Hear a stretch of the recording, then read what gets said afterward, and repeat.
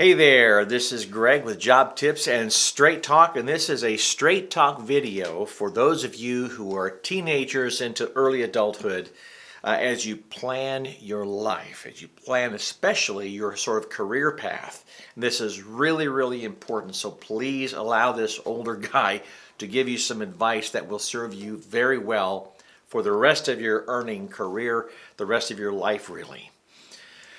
A lot of people go sort of shotgun approach as far as how they're going about their career. They'll take this job, that job, hope it develops into something great. It doesn't, so they quit, they go someplace else. They try it out, they try and climb the ladder, or they try to, and that doesn't work out, so they try something else, and just sort of becomes kind of scattered. And from time to time, they'll happen upon a good career that works out very, very well.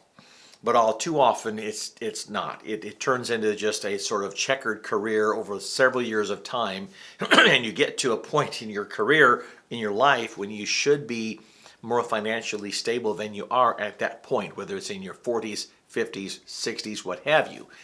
So if you'll allow me to give you some really, really good guidance that will help you get to those age milestones and sort of financial security milestones, this is going to benefit you a lot. First off, those who make the hundreds of millions and billions are in the top 1/10, 1/100th of 1% on planet Earth. So let's talk where we all are on the average scale, okay? Unless you are among that group, you may very well be the guy or gal who develops some new technology or a business that just takes off like crazy, and that's fantastic. If you are business minded, and I do encourage people to go into business. We have our own company. Go into business for yourself with a really good plan, growth oriented, have all your ducks in a row, etc. But this video, if you're not entrepreneurial minded, and some folks don't have the stomach for it, it can be an emotional and a a stomach grinding roller coaster. And so many people are much more comfortable simply in career for a company or companies on a certain career path. That's okay, and that's sort of what this video is about.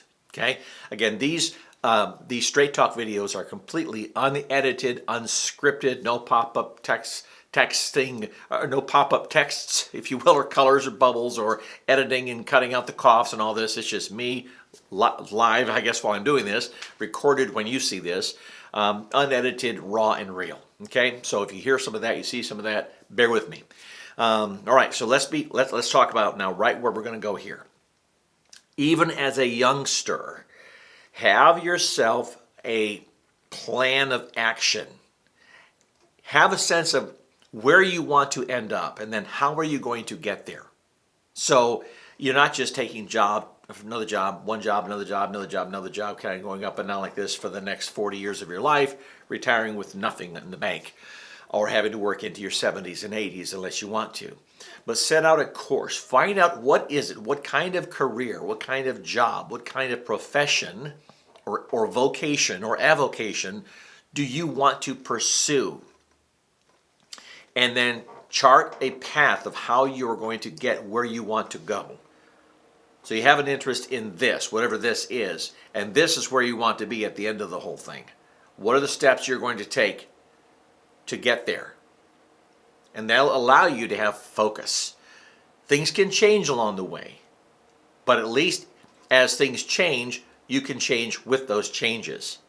Someone said decades ago that if you don't know where you're going, you'll never know when you arrive. Sounds cutesy, I get all that, but it's kind of true.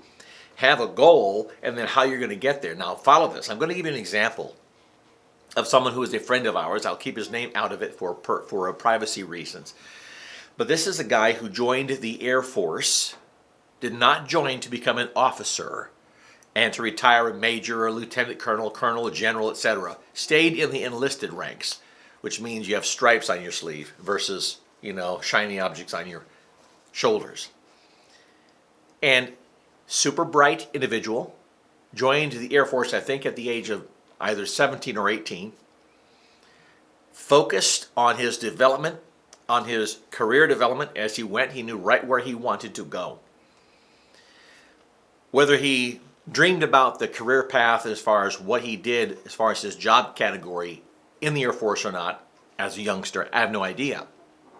But when he got in, he was in a specific military specialty classification as far as what he did, the job he was doing, and built his career in that category, because you can change jobs, so you can change classifications. He stayed in I believe, the one classification every time, and he focused on doing fantastic work, great quality work, so that he got very good reviews, his annual performance reviews, by his supervisors and recommendations for promotion, what have you.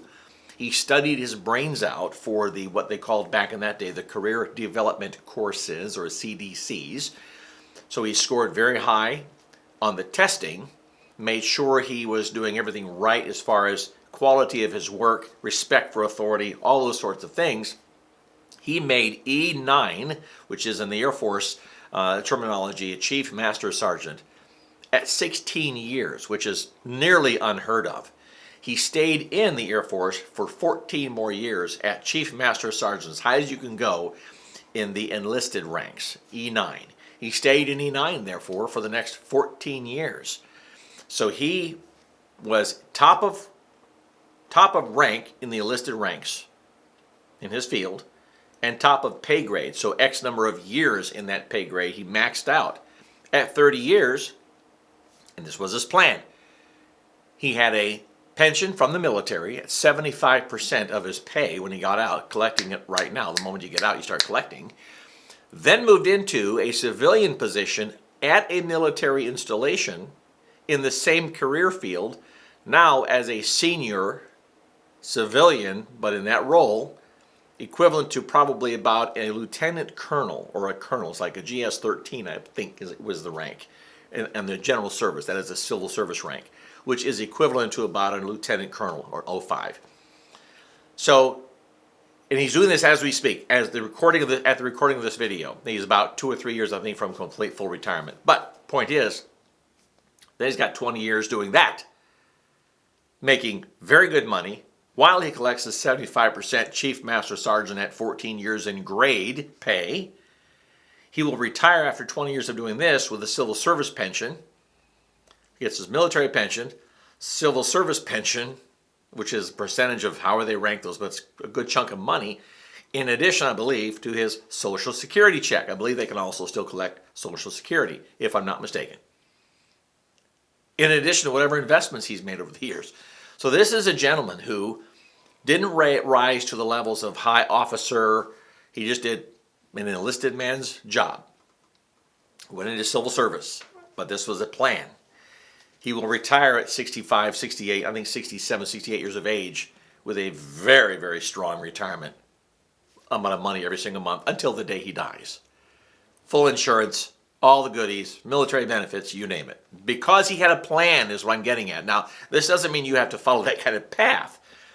But he had a plan, he had a vision of where he wanted to go. What did his life want? What did he want his life to look at 67, 68 years of age?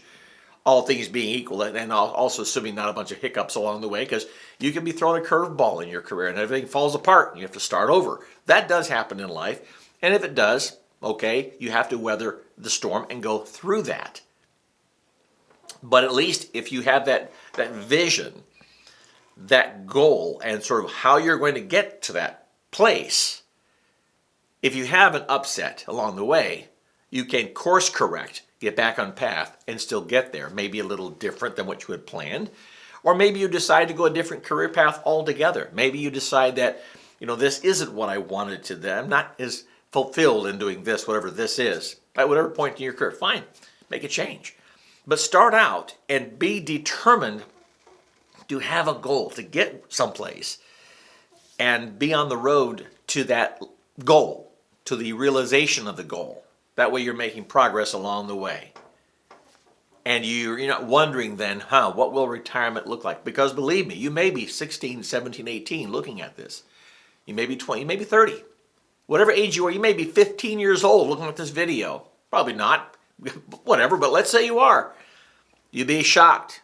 60 years old is around the corner. You don't think it is. Life is great. Lots of great things to do in life and be fulfilled and all that.